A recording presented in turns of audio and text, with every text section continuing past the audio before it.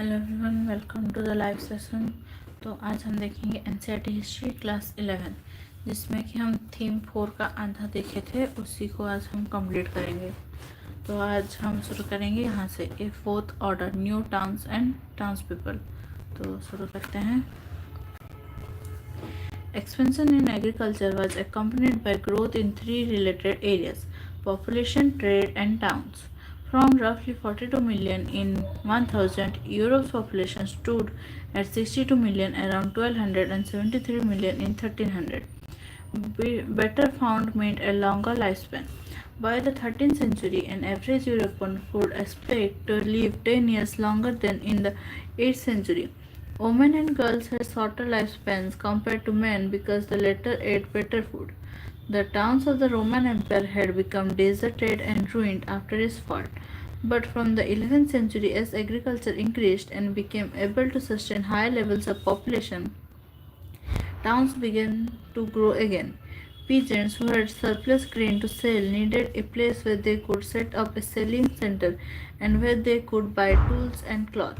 This led to the growth of periodic fairs and small marketing centers, which gradually developed town-like features. A town square, a church, roads where merchants built shops and homes, and office where those who governed the town could meet. In other places, towns grew around large castles, bishops' estates, or large churches. In towns, instead of services, people paid a tax to the lords who owned the land on which the town stood. Towns offered the prospect of paid work and freedom from the lord's control for young people from peasant families. Town air makes free was a popular saying. Many serfs craving to be free ran away and hid in towns. If a serf could stay for 1 year and one day without his lord discovering him, he would become a free man. Many people in towns were free peasants or escaped serfs who provided unskilled labor. Shopkeepers and merchants were numerous. Later, there was need for individuals with specialized skills like bankers and lawyers. The bigger towns had populations of about 30,000. They could be said to have formed a fourth order. The basis of economic organization was the guild. Each craft or industry was organized into a guild, an association which controlled the quality of the product, its price, and its sales. The guild hall was a feature of every town. It was a building for ceremonial functions and where the heads of all the guilds met formally. Guards patrolled the town walls, and musicians were called to play at feasts and in civic processions, and innkeepers looked after travelers. By the 11th century, new trade routes with West Asia were developing.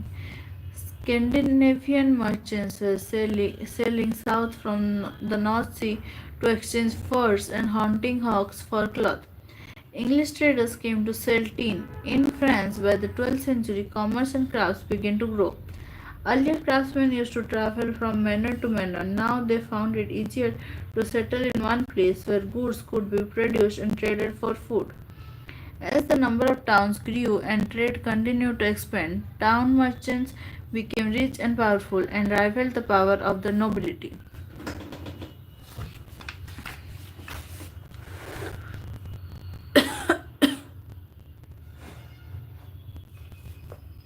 Cathedral towns. One of the ways that rich merchants spent their money was by making donations to churches. From the 12th century, large churches called cathedrals were being built in France. These belonged to monasteries, but different groups of peoples contributed to their construction with their own labor, materials, or money. Cathedrals were built of stone and took many years to complete. As they were being built, the area around the cathedrals became more populated, and when they were completed, they became centers of pilgrimage. Thus, small towns developed around them. Cathedrals were designed so that the priest's voice could be heard clearly within the hall, where large numbers of people gathered, and so that the singing by monks could sound beautiful and chiming. bells calling people to prayer could be heard over a great distance. Stained glass was used for windows. During the day, the sunlight would make them radiant for people inside the cathedral, and after sunset, the light of candles would make them visible to people outside. The glass windows narrated the stories in Bibles through pictures which illiterate people could read.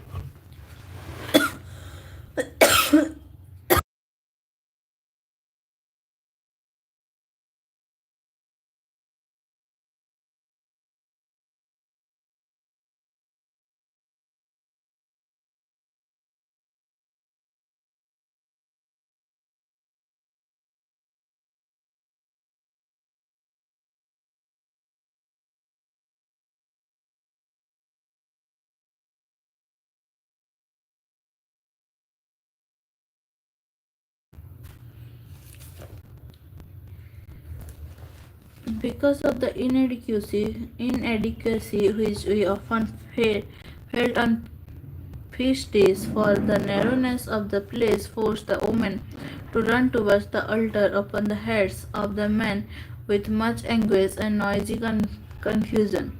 We decided to enlarge and amplify the noble church. We also caused to be painted by the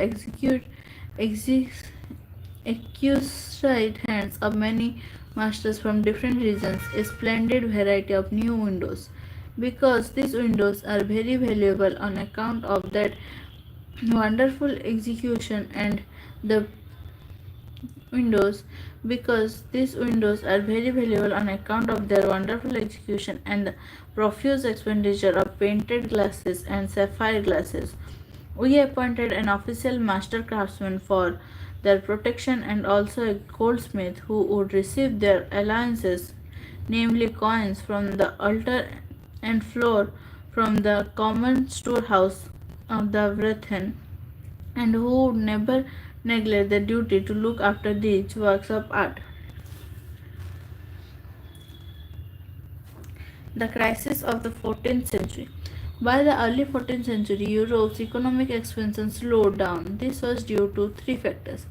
In northern Europe, by the end of the 13th century, the warm summers of previous 300 years had given way to bitterly cold summers. Seasons for growing crops were reduced by a month, and it became difficult to grow crops on higher ground. Storms and oceanic flooding destroyed many farmsteads, which resulted in less income in taxes for governments.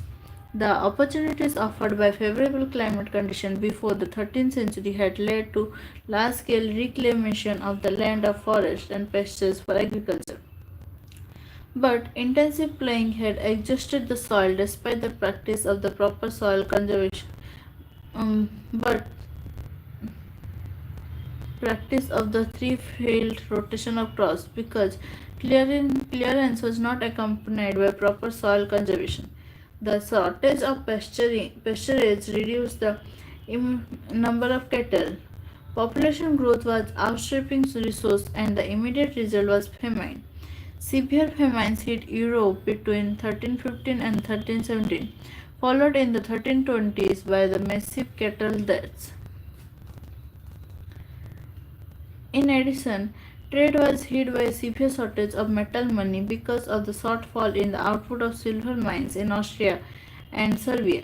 This forced governments to reduce the silver content of the currency and to mix it with cheaper metals. The worst was yet to come. As trade expanded in the 13th and 14th centuries, ships carrying goods from distant countries had started arriving in European ports. Along with the ships came raids carrying the deadly bubonic plague infection, the Black Death. Western Europe, relatively isolated in earlier centuries, was hit by the epidemic between 1347 and 1350. The modern estimate of mortality in that epidemic is that 20% of the people of the whole of Europe died, with some places losing as much as 40% of the population.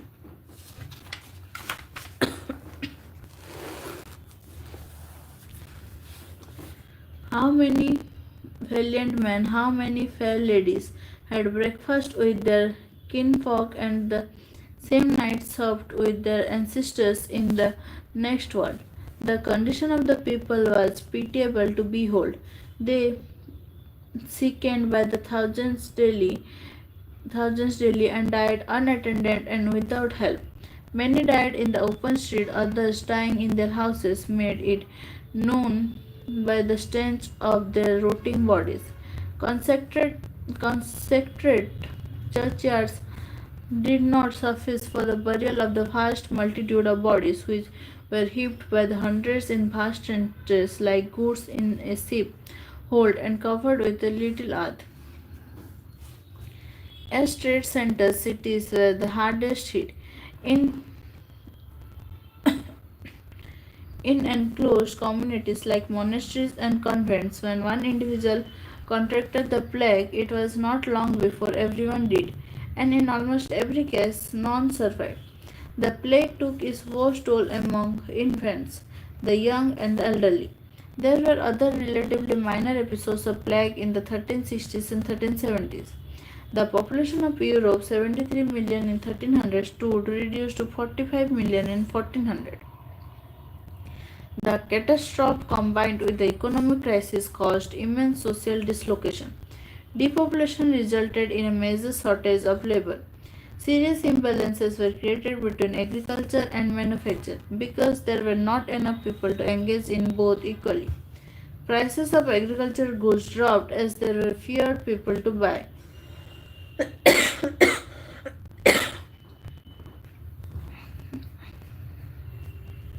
Wage rate increased because the demand for labor, particularly agricultural labor, rose in England by as much as 250% in the aftermath of the Black Death. The surviving labor force could now demand twice their earlier wages.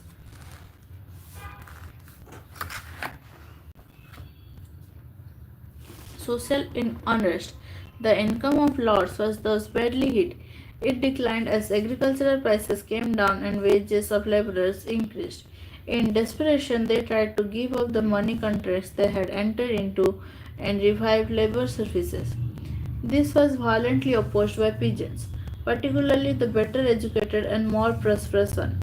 In 1323, peasants revolted in Flanders, in 1358 in France, and in 1381 in England.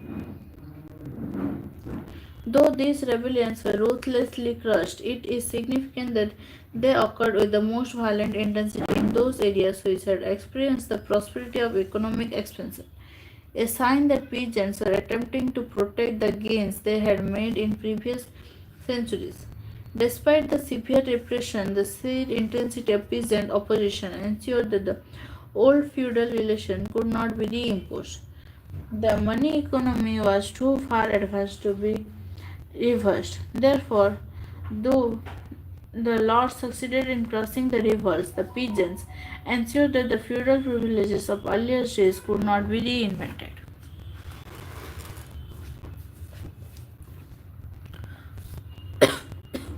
Political changes. Developments in the political sphere paralleled social processes in the 15th and 16th centuries. European kings strengthened their military and financial power. The powerful new states they created were as significant for Europe as the economic changes that were occurring. Historians have therefore called these kings the new monarchs. Louis XI in France, Maximilian in Austria, Henry VII in England, and Isabella and Ferdinand in Spain were absolutist rulers who started the process of organizing standing armies, a permanent bureaucracy, and national taxation, and in Spain and Portugal began to play a role in Europe's expansion overseas. The most important reason for the triumph of these monarchies was the social changes which had taken place in the 12th and 13th centuries. The dissolution of the feudal system of lordship and vassalage and the slow rate of economic growth had given the first opportunity to kings to increase their control over their powerful and not so powerful subjects.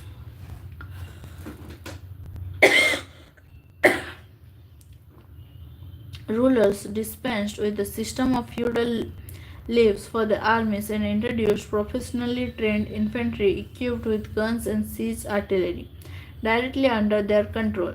The resistance of the aristocracy crumbled in the face of the firepower of the kings.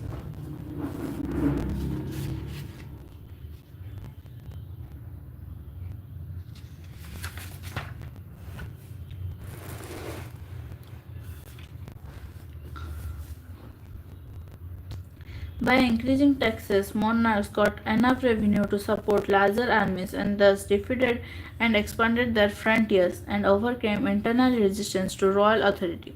Centralization, however, did not occur without resistance from the aristocracy. A common thread running through all types of opposition to monarchies was the question of taxation. In England, rebellions occurred and were put down in 1497, 1536, 1547, 1549, and 1553. In France, Louis XI had to wage a long struggle against dukes and princes. Lesser nobles, often members of local assemblies, resisted this royal usurpation of their powers. The religious wars in France in the 16th century were in part a contest between royal privileges and regional liberties. The nobility managed a tactical shift in order to ensure their survival. From being opponents to the new regimes, they quickly transformed themselves into loyalists. It is for this reason that royal absolutism has been called a modified form of feudalism. Precisely the same class of people who had been rulers in the feudal system, the lords, continued to dominate the political scene. They were given permanent position in the administrative services, but the new regimes were different in some important ways. The king was no longer at the apex of a pyramid where loyalty had been a matter of personal dependence and trust. He was now at the center of an elaborate courtier society and a network of patron-client relationships. All monarchies, weak or powerful, needed the cooperation of those who could command authority.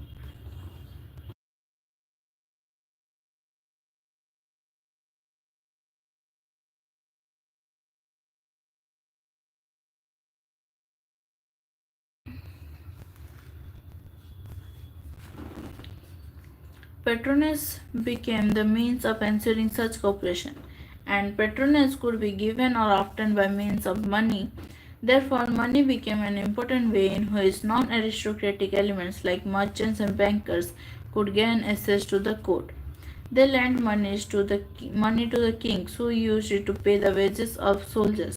Rulers thus made space for non feudal elements in the state system.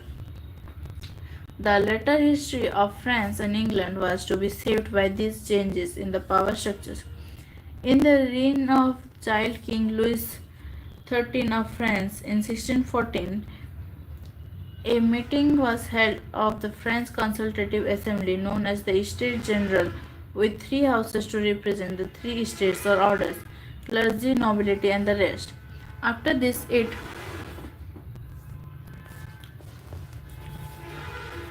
was not summoned again for nearly 2 centuries till 1789 because the kings did not want to share power with the three orders. What happened in England was very different. Even before the Norman conquest, the Anglo-Saxons had a great council which the king had to consult before imposing any tax. This developed into what was called the Parliament, which consisted of the House of Lords, the members of which were the lords and the clergy, and the House of Commons, representing towns and rural areas. King King Charles I ruled for 11 years, 1629 to 40, without calling Parliament. When he was forced to call it because he needed money, a section of Parliament decided to go to war against him and later executed him and established a republic. This did not last long and monarchy was restored, but on the condition that Parliament would be called regularly. Today, France has a republican form of government and England has a monarchy. This is because of the different directions that the histories of two countries took after the 17th century.